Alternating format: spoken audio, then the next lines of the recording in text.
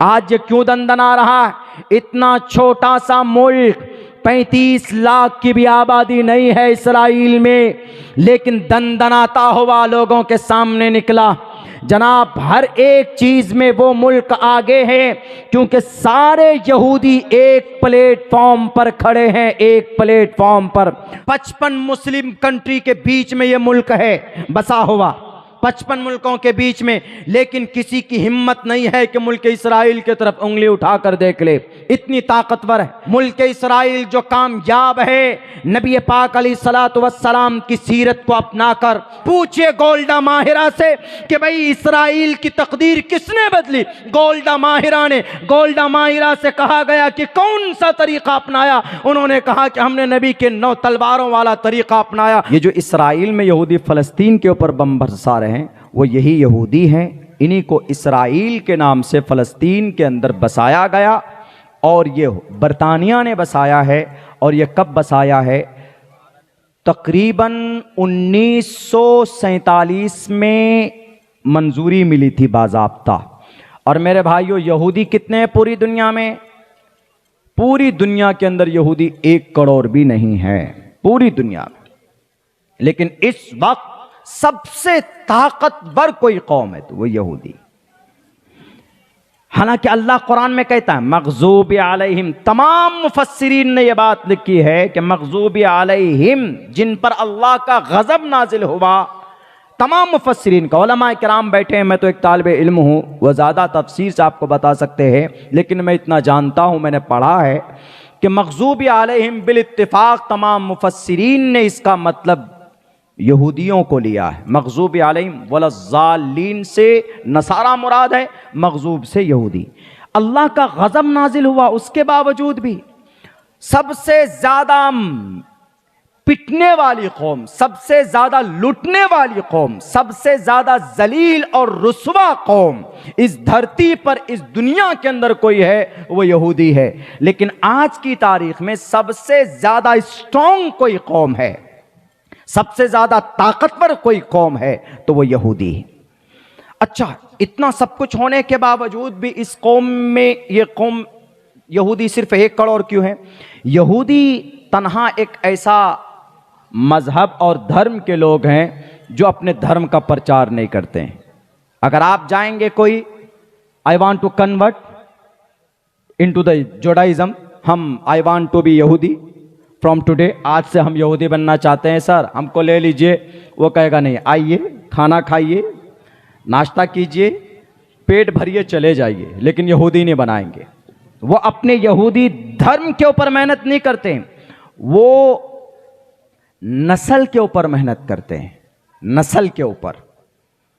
और आपको मालूम नहीं है, जब मैं पढ़ रहा था 3 रोज पहले यहूदी की हिस्ट्री जब मैं पढ़ रहा था, तन्हा एक ऐसी लुटने वाली कौम है कि लुटने के बाद 6 लाख यहूदी को तो हिटलर ने सिर्फ मारा था गैस के चैम्बर में, जो भी चाहता भगा देता, मार देता था।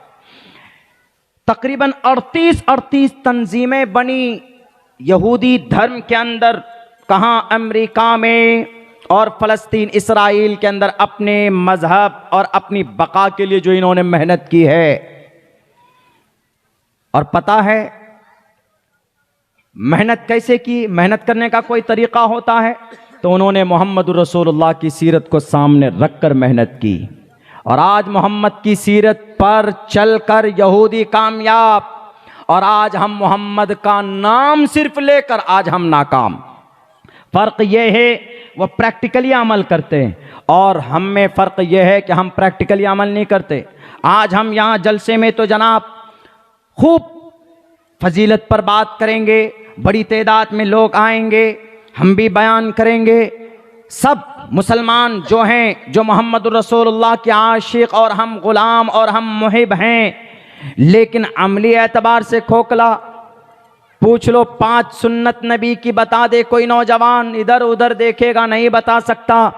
यहूदी प्रैक्टिकली नबी की सीरत पर अमल कर कर कामयाब हुआ है। आज चौथा prime minister of Israel, Israel का चौथा प्राइम मिनिस्टर का नाम गोल्डा मायरा, लेडी थी, ताकतवर बोल्ड लेडी।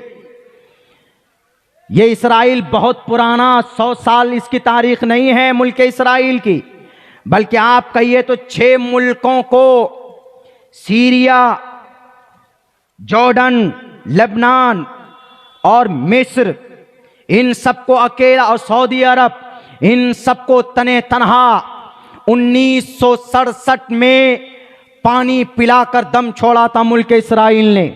ताकत कहां से आई थी? ताकत नबी के तरीके पर चलकर इन्होंने हासिल किया था। उस वक्त का प्राइम मिनिस्टर मुल्क इसराइल का गोल्डा मायरा एक लेडी थी।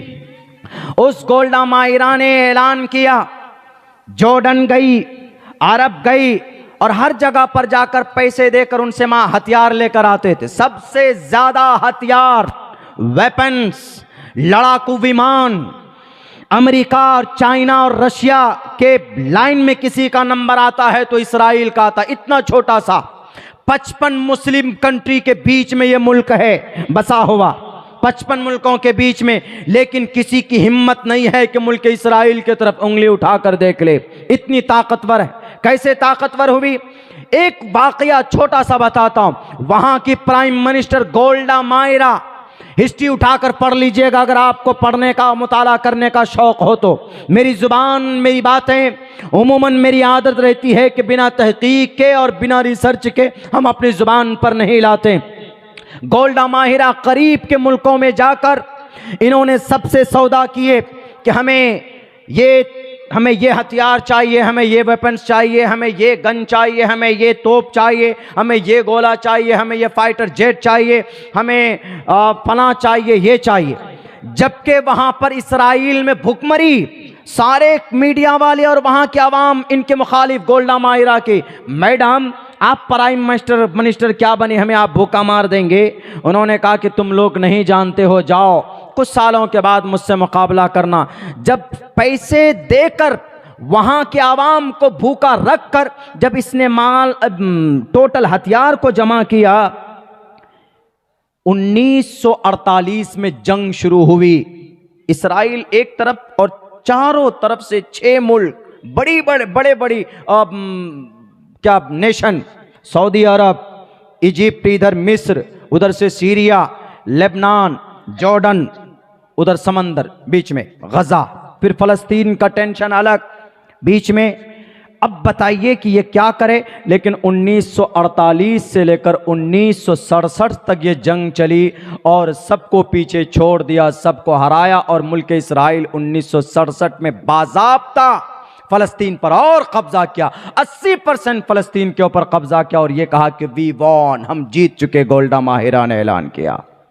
तब बुलाया उन्होंने मीडिया वालों को, आओ मैं तुम्हें बताता हूं। अब से 4 साल 5 साल पहले तुम लोगों ने ऐलान किया था ना कि मैडम भूखे मर रहे हैं मुल्क इसराइल के लोग और आप हथियार खाने में बेचते हैं। जो भी पैसा बचा है यहां के लोगों की परवरिश कीजिए, इसराइल में बसने वालों के, आप क्यों हथियार खरीद रहे हैं? उन्होंने कहा कि तुम नहीं जानते, अब मैं बताता हूं। उन्होंने कहा कि देखो आज मेरी क्या हैसियत है, आज हम जो चाहते थे हमने वो हासिल कर लिया है। कहा कि आपने ये टिप्स कहाँ से सीखा? उन्होंने कहा कि मैंने अपने स्कूल में, स्कूल की किसी सिलेबस में, किसी चैप्टर में मैंने एक वाकया पढ़ा था, एक हिस्ट्री पढ़ी थी, एक तारीख मैंने पढ़ी थी। उन्होंने कहा कि कौन? उन्होंने कहा कि मोहम्मद रसूलुल्लाह सल्लल्लाहु अलैहि वसल्लम की। कहा क्या तारीख पढ़ी आपने? कहा कि हमने देखा मोहम्मद रसूलुल्लाह है, आप अलैहिस्सलातु वस्सलाम के पास 9 तलवार है और आपके पास, मैंने कपड़े के ऊपर रिसर्च किया तो कपड़े मोहम्मद के पास कोई ख़ास थे ही नहीं, 1-2 जोड़ी कपड़े बस, और तलवारें 9 थी। और मोहम्मद रसूलुल्लाह क्या आराम से रहे? नहीं, आप अलैहिस्सलातु वस्सलाम ने अपनी दिफा में तकरीबन 23 या 27 जंग में शरीक हुए। 27 जंग, बनफ्से नफीस।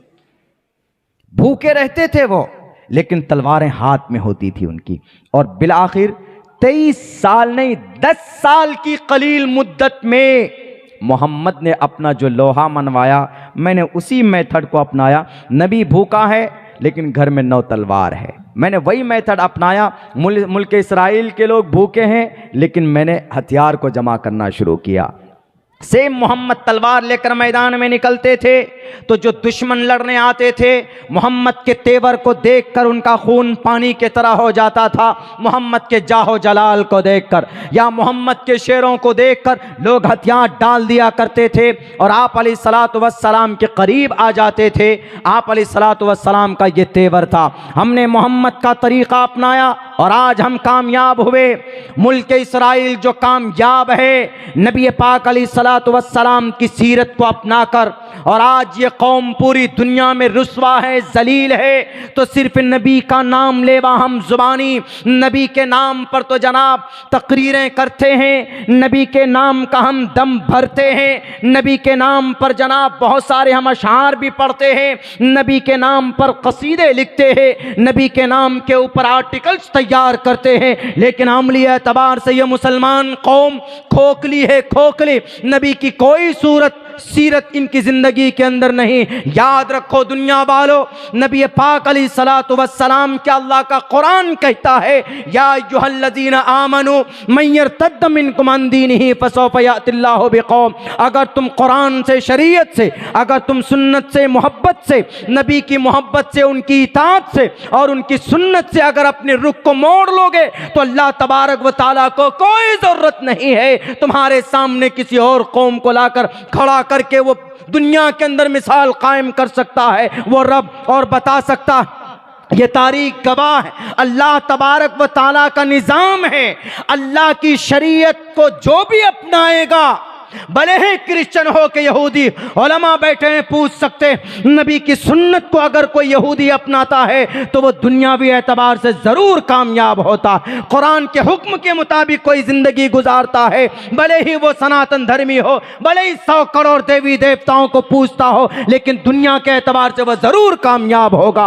आखिरत में जन्नत जाने के लिए ईमान शर्त है, आखिरत में जन्नत जाने के लिए जनाब कुछ शराइत है, लेकिन दुनियावी एतबार से वह ज़रूर कामयाब होगा जो नबी के पैटर्न को अपनाएगा। पूछिए गोल्डा माहिरा से कि भाई इस्राइल की तकदीर किसने बदली? गोल्डा माहिरा ने। गोल्डा माहिरा से कहा गया कि कौन सा तरीका अपनाया? उन्होंने कहा कि हमने नबी के 9 तलवारों वाला तरीका अपनाया, और जिसकी वजह से मुल्क इस्राइल पूरी दुनिया में फाते माना गया। नबी का तरीका जो भी अपनाएगा वो दुनिया में जरूर कामयाब होगा। वो अलग बात है कि जन्नत जाने के लिए, वहाँ बुलंदी दरजात के लिए, जन्नत पाने के लिए दैट इज़ ईमान कंपलसरी, वो ज़रूरी है। लेकिन इस दुनिया में अगर आप नबी की सीरत व सुन्नत से मोहब्बत नहीं करते हैं, साल में सिर्फ एक मरतबा हम जलसा कर लें या नबी के शान में हम अच्छे कसीदे पढ़ लें, नबी के नाम का चर्चा कर लें, नहीं, अमली ज़िंदगी में नबी की कितनी सीरत और सुन्नत आपकी ज़िंदगी में है वो काउंट करने की ज़रूरत है।